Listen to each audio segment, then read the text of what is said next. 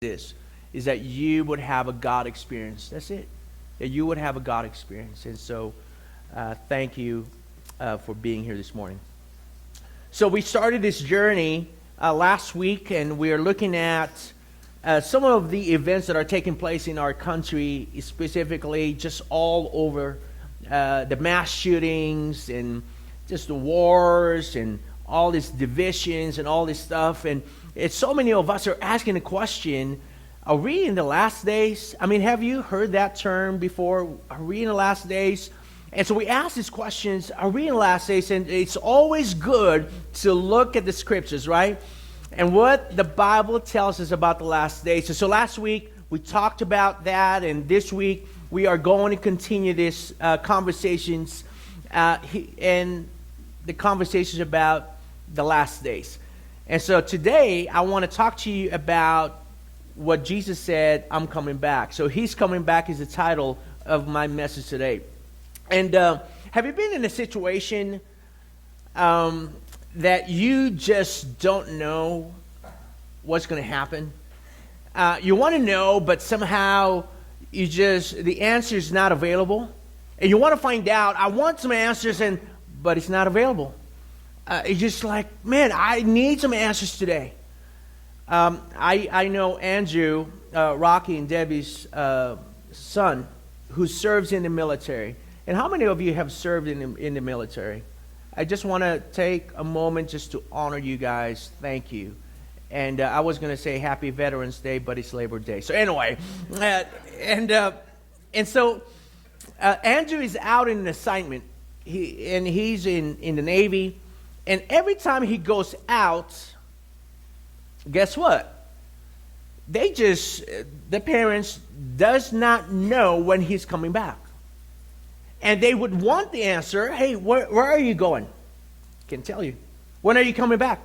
Can't tell you. And so, as parents, I just can't imagine, when is he coming back? When is he coming home? And they would want to know. I would assume that they would want to know when is Andrew coming back, but they just can't have the answer. And so, a lot of times there are things in life, situation, whatever, we just can't get an answer, right? I remember one church family, and used to be a leader of our church. And we really had a great, incredible relationship. And somehow one day, she just disappeared just out of nowhere. She stopped going to church. And my wife and I have tried to reach out to her in so many different ways. We texted her, we emailed her, we called her so many times. But we just could not get a hold of her. And so we want to know, right? Why did you stop coming to church? Did we do anything wrong? Did we do anything wrong? Because if we have, we want to make it right. Are you with me? But we just couldn't get an answer. And so that's kind of what we're going to look at today, because the disciples have asked Jesus a question, and they didn't get the answer they wanted to. And so the question in the book of Matthew chapter 24 is where we're at today. The book of Matthew chapter 24. And verse 3. So we're going to skip, so just stay with me. I want to encourage you, just like what I encouraged you last Sunday. When you go home, look at the book of Matthew chapter 24, and beginning from verse 1 and all the way to verse 51. I really want to encourage you to look at it, and so you get the whole idea of what Jesus is talking about here.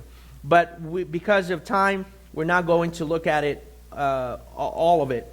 So Matthew 24:3 tells us, the disciples said, when will this happen? What will be the sign of your coming and of the end of the age? So Jesus responded by saying, now skip down to verse 36. So keep in mind the question, when will this happen and what will be the sign of your coming and of the end of the age? So Jesus responded saying, verse 36, but about the day or hour, no one knows. No one knows. Not even the angels in heaven, nor the Son, but only the Father. Okay? So, verse 42. Jump down to verse 42. Therefore, keep watch, because you do not know on what day your Lord will come. So you also must be ready, because the Son of Man will come at an hour when you do not expect him. Verse 45. Who then is faithful and wise servant, whom the master has put in charge of the servants in his household to give them their food at the proper time?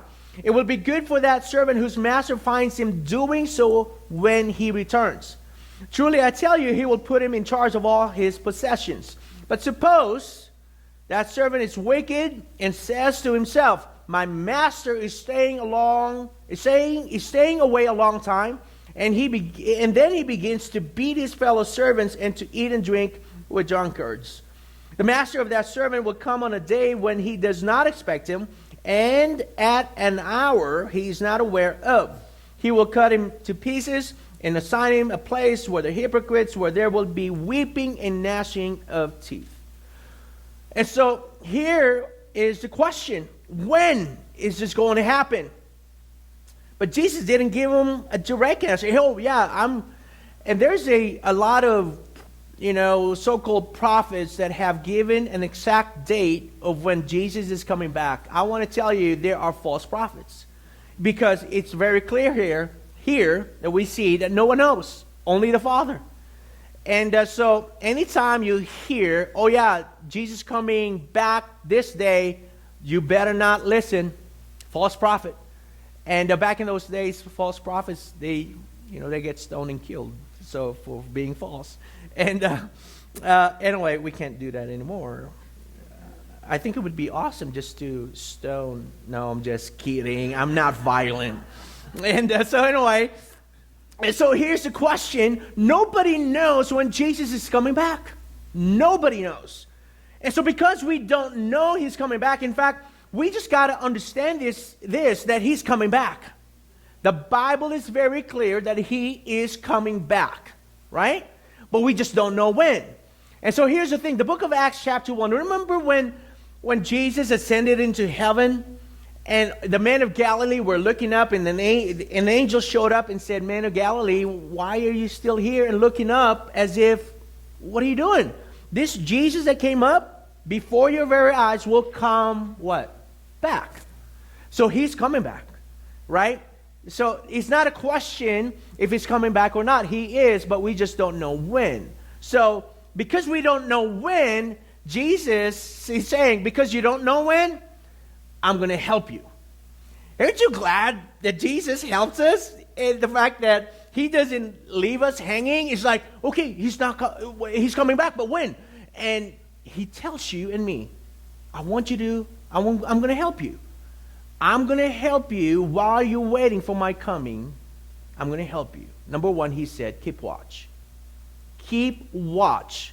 Because you do not know on what day your Lord will come. So keep watch. When I used to work for TSA, so don't hate me for working for TSA. And so when I used to work for TSA, we were trained to be really to pay attention, to be vigilant, and to really, man, you gotta be on your game. Why? Well, you don't want an IED or a bomb, right, to go inside a plane and that thing just blows up, right? And that's why they created TSA, that department, for that purpose after 9/11. And so we were trained to look at a bag and we know what we're looking for. And I was trained, and we're supposed to be good at it. I'm questionable, but we're supposed to be good at it. So anyway, so if you flew while I was working, if I check your bag, probably I didn't do a good job. But anyway, but you're supposed to look for weapons, knives, guns, all of this. Grenade. I tell you, grenade, well, people, yeah. And so all this stuff, right? We are supposed, so look at this. We're supposed to look at every bag, hundreds of them, right? And we're supposed to know what to look for. But here's the problem. The problem is that you get used to looking at bags all day long, right? You're looking at a screen, and guess what happens?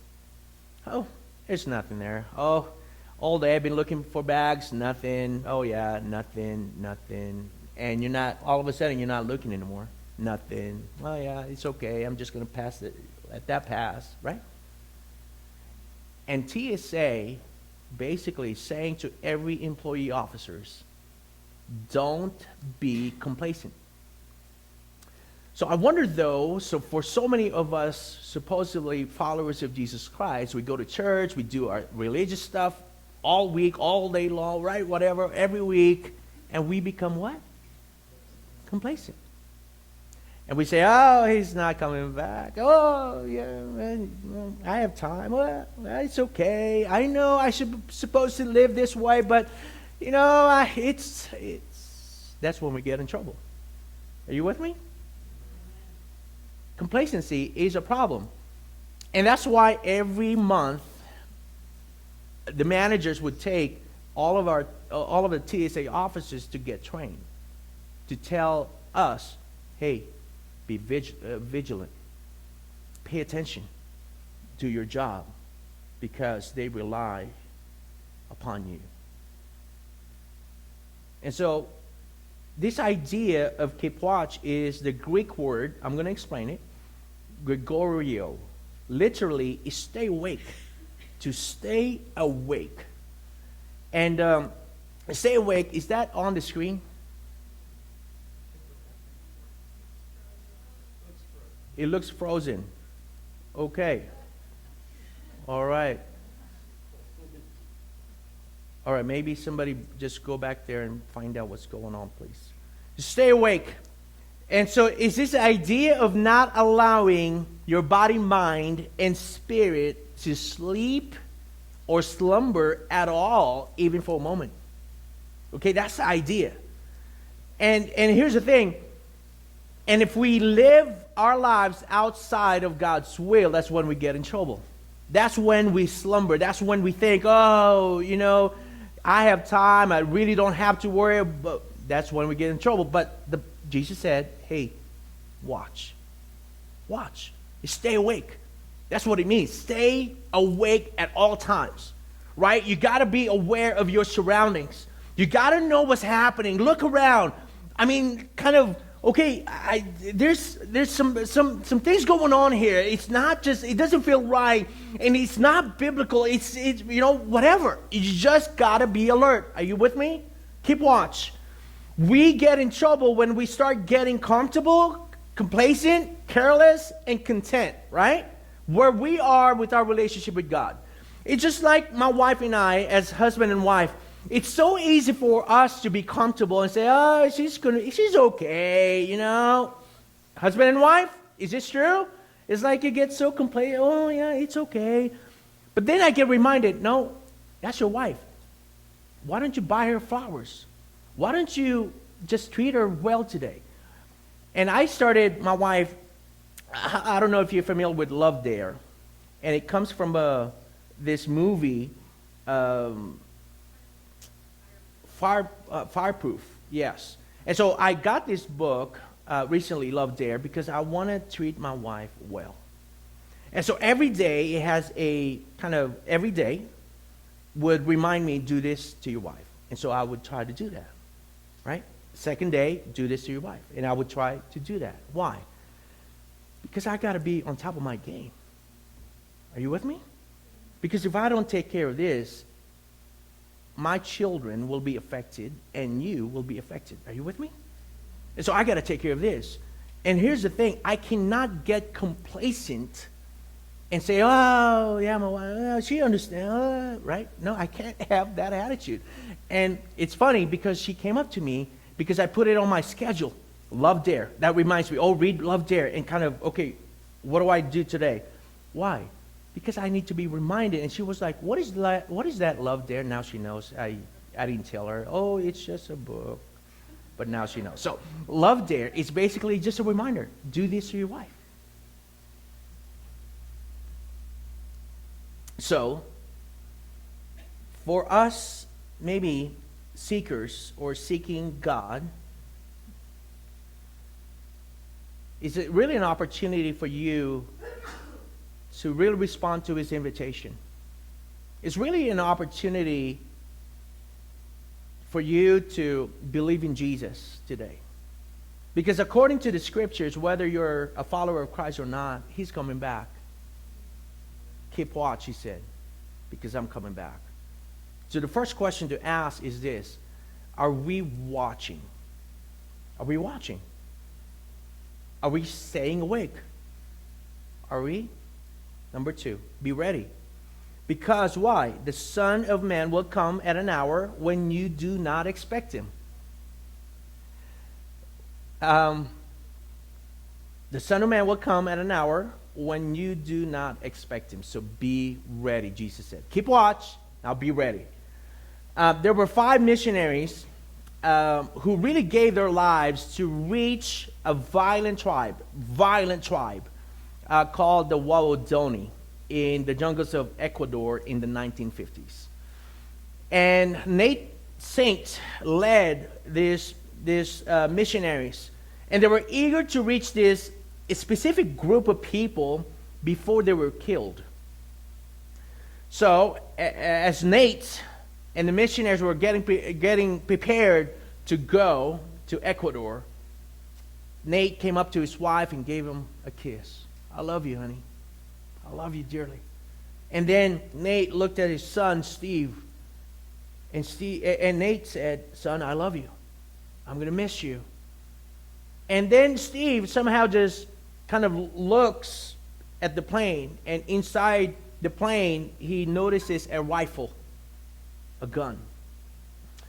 And the little Steve was kind of worried. And he said, Dad, if these people attack, will you use your gun? Will you defend yourself? And Nate looked at his boy and basically grabbed his face. And he said, son, we can't shoot the Waodani people because they're not ready. But son, we are.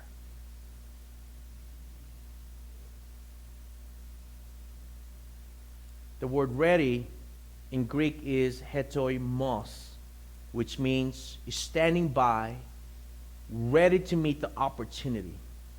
Ready to meet the opportunity at hand. And so just kind of help us out what this means. So imagine asking a baby to experience life outside the womb, right? Oh, so you talk to the baby, hey, there's life outside of your womb. And the baby said, oh, no way. I'm really comfortable here, right? Imagine baby saying that. No, I'm comfortable. I want to stay here. And it's great in here. It's great, right? But here's the thing. Would you agree with me that every child that says, oh, I'm good here, I'm good. No, I don't need to go, right?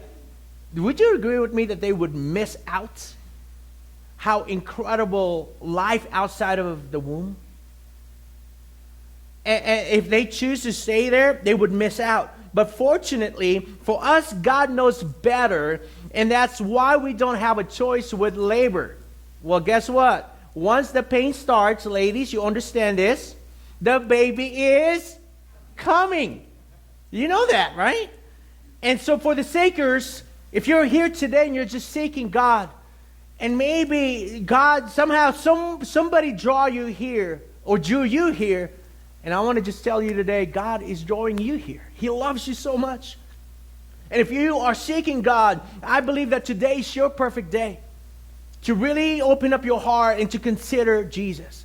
For those who are not sure about Christ, maybe you're struggling, I want to encourage you to really pray. Take a moment to pray to God and just say, God, I don't understand, but I know that you can help me. Help me to understand about Jesus. For those who consider themselves having a relationship with God, well, I want to challenge you, don't stop there. Go deeper. Don't settle for anything less. Don't stay where you are in life. Are you with me? Continue to pursue God. Continue to pursue His will. Pursue intimacy. Right? So the second question to ask is, are we ready? Are we watching? Are we ready? Number 3, be faithful. It would be good for that servant whose master finds him doing so when he returns. Would you agree with me that all of us have been entrusted by God with our families, with our marriage, with our children, with our jobs, with everything, any possession that we have? You understand that this is not ours? We're not the owner of any. I mean, I'm not even the owner of this life. I'm not the owner of that woman. I'm not the owner of my children. I'm not the owner of this church. Anything that I possess, I don't own. How do I know? Well, if I die, I can say, oh, honey, make sure that when I die, I want you to get the largest U-Haul there is. And so I want to just make sure that we pack, we put everything in that U-Haul because I'm going to die and I'm going to take every single one of them with me. No, it stays here. So that's why you and I know that we are not the owners. And the problem is that being faithful is that when we take ownership of something that we don't own, that we become unfaithful. So in other words, if God owns this and I say, this is mine, we become unfaithful. So if I'm married to Annalisa, and I say to another woman, oh, I want her, and then I go after her, that means I'm unfaithful because I don't own her. Are you with me?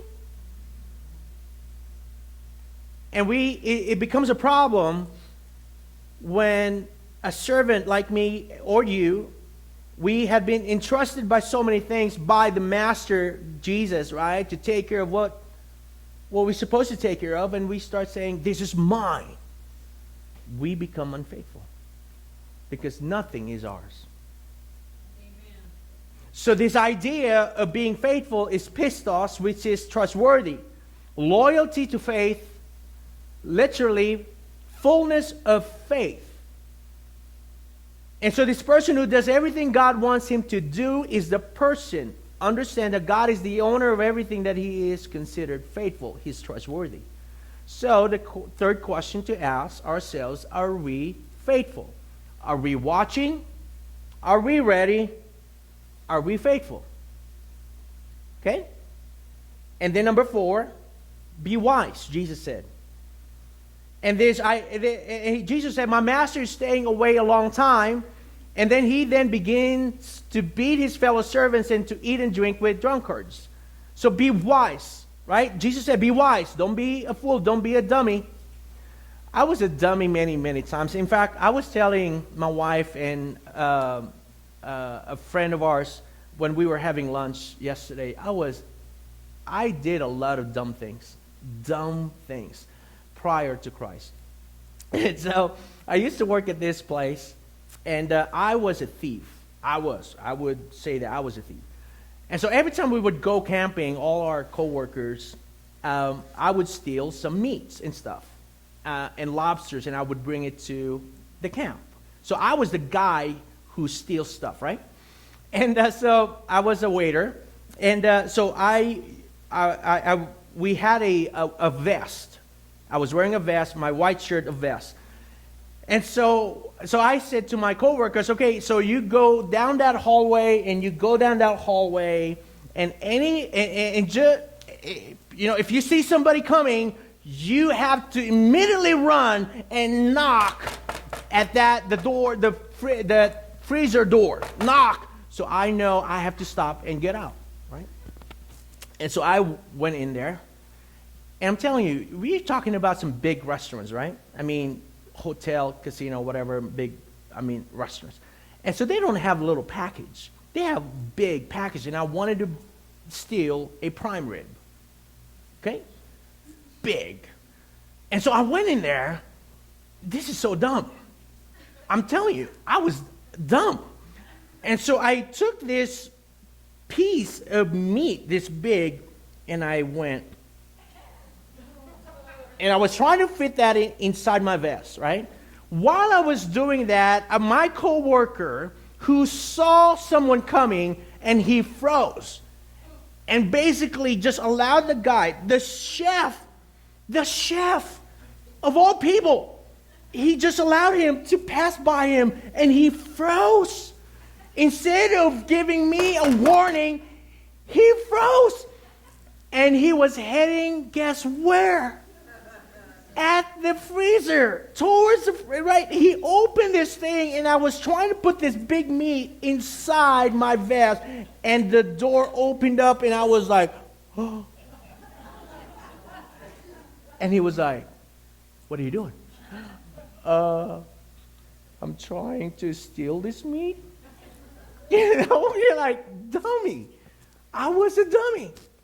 I did so many stupid things, and I'm telling you, I'm so glad that there's Jesus, because after meeting Jesus, he kind of like, this boy is really dumb, and I got to help him out, you know, so, and, but anyway, so be wise. Be wise of how you live your life, how I live my life. We got to be wise of how we do things, how we deal with things, how we treat our spouse, our children, everything, how we work. We got to be not only faithful, but wise. And because there will be a day of accountability. We will be accountable. Everything that God entrusted to us, we're going to have to give an account. Okay, so I gave you all of these things. What did you do? Give me an account. And so, whether today you're exploring Christ, or you have some type of relationship with Christ, or perhaps you say, I'm intimate with Christ, you still have to know that He is coming back, right? We still have to know He's coming back. And we got to really ask the question, or questions. Are we watching? Are we ready? Are we faithful? Are we wise? It's a question that you and I really can't ignore, right? And so today I'm giving us an opportunity to ask these questions. Really, just ask deeply. Am I really ready when He comes? Because He's coming back, right? And so that's why Jesus said, I'm coming back, but you don't know when, but I want to help you. Watch. Be ready. Be faithful. Be wise. And so today we have an opportunity to make it right. Because if you're not watching, I want to encourage you to watch. If you're not ready, today's your opportunity to be ready. By believing in Jesus, first of all. And by being faithful to Jesus. Be faithful is another thing. Be faithful in what God has entrusted to you. And be wise. Don't be a dummy like me. It's not worth it. Because can you imagine facing Jesus and you are giving an account? What did you do? Oh, man, Jesus, I know, but I don't think any of us would want that conversation, right? What we want is when we are face to face with the living God giving an account, what we want Him to say are these words: good and faithful servants. You were watching. You were ready for my return. You were faithful and you were wise. Come into my kingdom and enjoy what I have prepared for you. Don't you? Isn't it that would be just amazing? Instead of what I just said earlier, we don't want that. What we want is this. So, today, you and me, whether I'm not really sure where you're at with your walk with Jesus, you have an opportunity. Are you watching? Are you ready? Are you faithful? Are you wise? Bow your heads and close your eyes for a moment.